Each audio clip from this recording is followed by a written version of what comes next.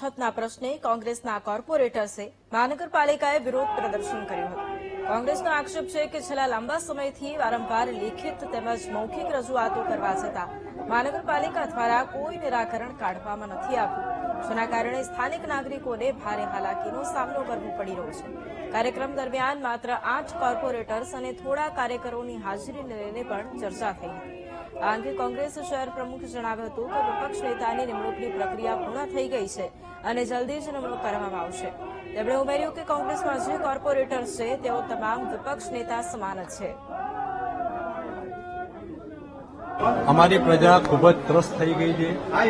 જે પાણી જરૂરિયાત છે એ પાણી પૂરતો પ્રમાણમાં મળતો નથી। પાણી જે છે પોલ્યુશન વાળો આવે છે, જેના હિસાબે ઘણા લોકોમાં બીમારીઓ ફેલી ગઈ છે। એ રજૂઆત કરવા અગાઉ પણ અમે આવી ગયા છે, અમારી રજૂઆતને ધ્યાનમાં લીધી નથી। એટલે આજે અમે બધા કોર્પોરેટર, જમાલપુર અને ખાડિયાના કોર્પોરેટર, સ્થાનિક આગેવાનો અને અમારા અમદાવાદ શહેરના કોંગ્રેસના પ્રમુખશ્રી બધા સાથે આવ્યા છે। અને જો આ અવાજ આજે પણ જો અમારી સાંભળવામાં નહીં આવે તો અમે અમારી ત્યાંની પ્રજા, જે કંટાળી ગયેલી પ્રજા છે, એ પ્રજાને અમે સાથે લઈને આવીશું અને એક મોટામાં મોટું આંદોલન કરીશું।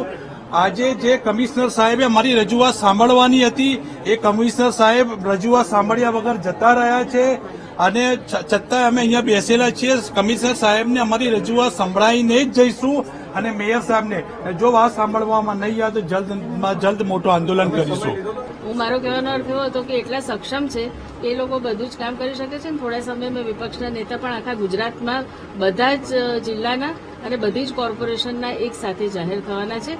એની કાર્યવાહી પણ પૂરી થઈ ગઈ છે। બધા જે ઓબ્ઝર્વર્સ હતા એ લોકોએ રિપોર્ટ પણ સબમિટ